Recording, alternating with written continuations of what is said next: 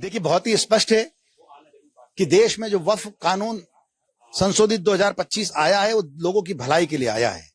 लेकिन जैसा विदित है कि कुछ राजनीतिक दल, जो विपक्षी राजनीतिक दल हैं, वो मुसलमानों को डराए रखना चाहते हैं और डराकर वोट बैंक के रूप में उपयोग करते हैं। और उनके द्वारा देश में एक अराजकता का माहौल बनाने की कोशिश की और कहा गया कि यह जो कानून लाया गया है भारत सरकार के द्वारा, यह कानून असंवैधानिक है।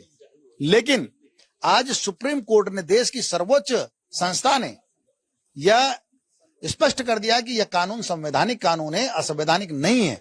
तो अब निश्चित रूप से जिस मंशा के साथ यह कानून लाया गया है उस मंशा को आगे बढ़ाया जाएगा।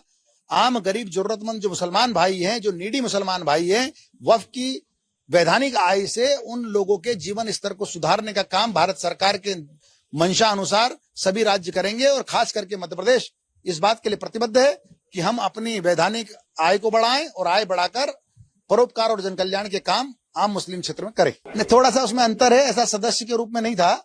वो ये था कि कोई अगर अपनी वक्फ संपत्ति वक्फ करना चाहता है तो उसमें अगर कोई सुप्रीम कोर्ट का निर्देश है तो उसको बारीकी से उसका अध्ययन करेंगे। और जैसा चूंकि सर्वोच्च न्यायालय ने निर्णय दिया है, तो जैसा कोर्ट ने कहा है, अभी अंतरिम आदेश है, तो जो भी उसकी वैधानिकता होगी उस पर आगे बढ़ेंगे। नहीं, हम तो स्वागत करते हैं भलाई का, हम तो स्वागत करते हैं लोगों की मदद का।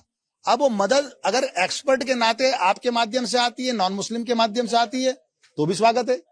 मूल भाव भलाई होना चाहिए, मूल भाव लोगों की मदद होना चाहिए, मूल भाव वाकिफ की मंशा होना चाहिए। जिन लोगों ने वक्फ संपत्तियों को वक्फ किया है उनकी शर्त होना चाहिए। तो उसमें अगर कोई नॉन मुस्लिम भी अपनी सलाह, अपनी एक्सपर्ट व्यूज देने के लिए अंदर आते हैं तो बहुत स्वागत है, उनका अभिनंदन। देखिए, बहुत ही स्पष्ट है कि देश में जो वक्फ कानून संशोधित 2025 आया है वो लोगों की भलाई के लिए आया है।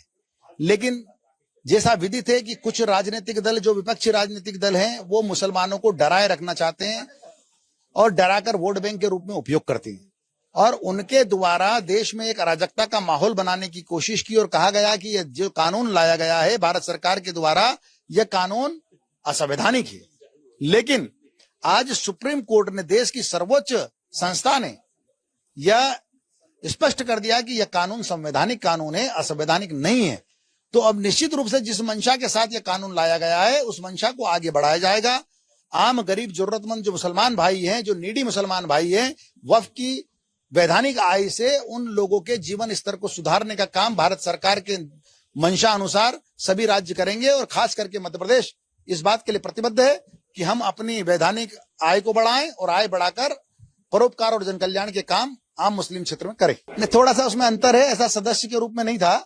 वो ये था कि कोई अगर अपनी वक्फ संपत्ति वक्फ करना चाहता है तो उसमें अगर कोई सुप्रीम कोर्ट का निर्देश है तो उसको बारीकी से उसका अध्ययन करेंगे। और जैसा चूंकि सर्वोच्च न्यायालय ने निर्णय दिया है, तो जैसा कोर्ट ने कहा है, अभी अंतरिम आदेश है, तो जो भी उसकी वैधानिकता होगी उस पर आगे बढ़ेंगे। अगर आप ये वीडियो YouTube पर देख रहे हैं तो हमारे चैनल को सब्सक्राइब कर बेल आइकन दबाएं और Facebook पर देख रहे हैं तो हमारे पेज को लाइक करें।